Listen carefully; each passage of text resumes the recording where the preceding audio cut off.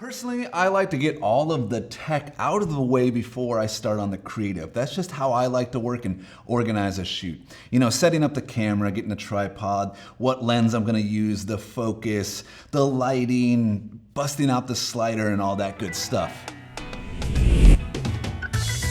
Then there's the composition, the props, the food, the color, the balance, all of that creative stuff. That's how I break it down. It's near impossible for me to think about both at the same time. It's also good to have a few parts of your process pre-planned.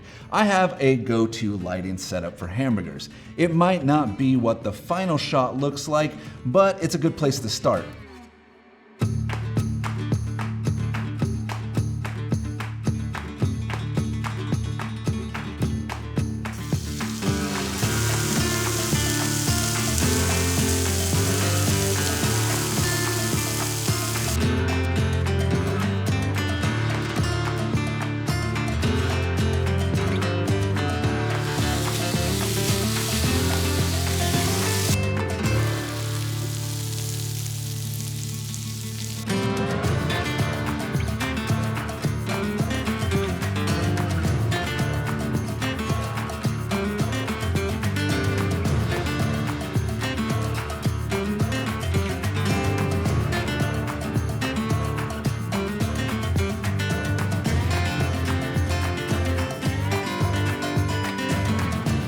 I'm setting up the camera to shoot this burger pretty much straight on with a lower camera angle, which will make the burger stand up nice and tall and give it that hero look to it. My aperture for this hamburger shot is set to f8 and my key light is cranked up to 100% full power, but that probably doesn't matter to you because most likely you'll be using different lights than me and different modifiers at different distances, but what is important is I want to make sure I set up a ratio between my key light and my fill light. So for my fill light, I want to make sure that it's half the power as my key light, so a 2-to-1 ratio. Now if these lights were exactly the same, that would be easy, but it doesn't need to be that precise or anything. You don't need to bust out the light meter or anything like that. You just want to make sure that visually your fill light is less than your key light.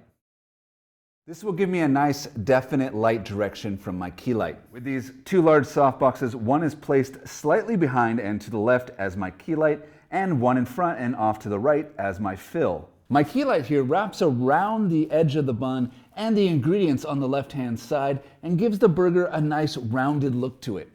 Kind of like a hair light, giving it shape and helping it separate it from the background. My fill light is the main light source for all of my ingredients in my burger here, and it also adds a nice little rounded highlight on the other side of the bun. With brioche buns like these, your highlights might be a bit more shiny and a little bit more pronounced than say on your stereotypical hamburger bun. But in portrait lighting terms, what we have here is a Rembrandt lighting setup with a hair light.